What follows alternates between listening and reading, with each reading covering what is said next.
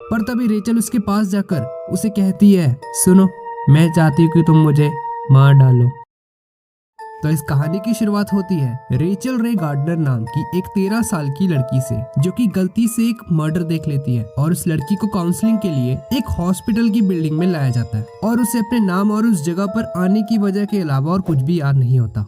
उस अनजान सी बिल्डिंग को देखकर वो लड़की घबरा जाती है और एक एलिवेटर के थ्रू वहां से भागने की कोशिश करती है। और वो लड़की जैसे ही B7 फ्लोर से नीचे वाले फ्लोर B6 पर जाती है तो उसका सामना होता है एक संकी टाइप साइथ पकड़े हुए आदमी से, जो कि रेचल को मारना चाहता है। उस आदमी को देखकर रेचल बुरी तरह से डर जाती है और उस आदमी से किसी तरह से अपनी जान बचाकर B5 फ्लोर पर पहुंचती है, जहां उसकी मुलाकात डॉक्टर डैनियल डिकन से होती है, जो कि रेचल का काउंसलर होता है। वो आदमी उसे सिचुएशन एक्सप्लेन करने की कोशिश करता है, पर उससे थोड़ी देर तक बात करने पर ही रेचल को पता चल जाता है कि ये आदमी भरोसे लायक बिल्कुल भी नहीं है। उस आदमी को उसकी प्यारी नीली आंखें बहुत ही ज्यादा पसंद आ जाती हैं और वो डॉक्टर रेचल से कहता है कि क्या तुम मुझे अपनी ये प्यारी प्यारी आंखें दे सकती हो। उस डॉक्टर की ये बात सुनकर रेचल बुरी तरह से डर जाती है और वो डॉक्टर उसे कमरे में बंद कर देता है ताकि वो वहाँ से भागे ना और उसका ऑपरेशन करके उसकी दोनों आंखें निकाल पाए। रेचल बहुत ज्यादा डर जाती है और वहाँ से भागने की कोशिश करती है, पर तभी वो डॉक्टर उसे पीछे से पकड़ लेता है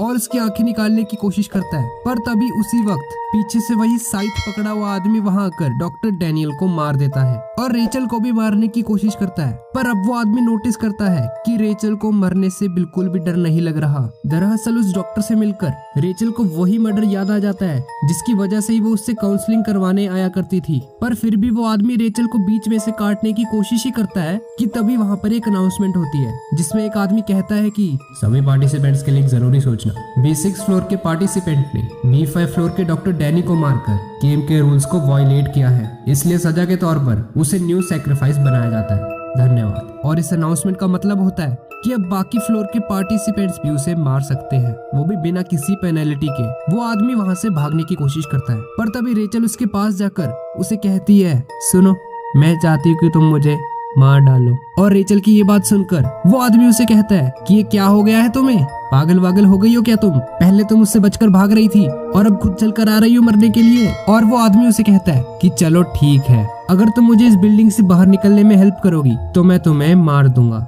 और रेचल उसकी बात मान जाती है और वो दोनों वहाँ से बाहर निकलने का रास्ता ढूंढते ढूंढते B4 फ्लोर पर आ जाते हैं, जहाँ उनकी मुलाकात होती है एडी नाम के एक लड़के से, जो कि B4 फ्लोर का मालिक था। एडी रेचल से कहता है कि वो रेचल को मारना चाहता है क्योंकि वो उससे प्यार करता था, पर उसने उसे रिजेक्ट कर दिया। उसकी ये बात सुनकर रेचल मन ही मन खुश हो जाती है कि फाइनली अब वो मरने वाली है, जो कि वो चाहती है। पर रेचल को रियलाइज होता है कि अगर वो एडी के हाथों मर गई तो जैक इस बिल्डिंग से कभी बाहर नहीं निकल पाएगा। उसकी हेल्प करने के लिए उसे जिंदा रहना पड़ेगा। और तभी एडी उस फ्लोर की सारी लाइट्स बंद कर देता है और अंधेरे का फायदा उठाकर उन्हें मारने की कोशिश करता है, पर रेचल उसका सारा प्लान चौपट कर देती है और उसका रिमोट चुराकर लाइट्स ऑन कर देती है। और जैसे ही रोशनी वापस आती है, जैक एडी को मार देता है और उसे रेचल की ग्रेव में ही दफना देता है। इसके बाद वो दोनों B4 फ्लोर की तरफ निकल पड़ते हैं, जहां हमें एक प्रिजन जैसा माहौल देखने को मिलता है और उनका सामना होता है कैथरीन नाम की एक सैडिस्टिक प्रिजन वार्डन से, जो कि B4 फ्लोर की मालकिन थी। और वो एक टीवी के थ्रू उन्हें बताती है कि अब तुम्हारे साथ एक खेल खेला जाएगा जिसमें उन्हें पनिशमेंट के तौर पर बहुत सारी मुश्किलों से गुजरना होगा। और पहले रूम में जाते ही जैक एक इलेक्ट्रिक चेयर में फंस जाता है और उसे बार बार 440 वोल्ट का शॉक दिया जाता है। और उस आदमी को बचाने के लिए कैथरीन रेचल को हिंट प्रोवाइड करते हुए वहाँ कुछ डमीज का यूज करती है और रेचल समझ जाती है कि ये डमीज ही इस चेयर को कंट्रोल कर रहे हैं और वो एक एक करके उन डमीज को मारकर जैक को बचा लेती है। और वो दोनों अगले रूम में पहुंच जाते हैं और उस रूम में पहुंचते ही उन दोनों को रियलाइज होता है कि वो लोग एक गैस चेम्बर में फंस चुके हैं, जहां धीरे धीरे एक जहरीली गैस फैलती जा रही है। कैथरीन उन्हें बताती है कि यहाँ से बाहर निकलने के लिए उन्हें एक पजल को सॉल्व करना होगा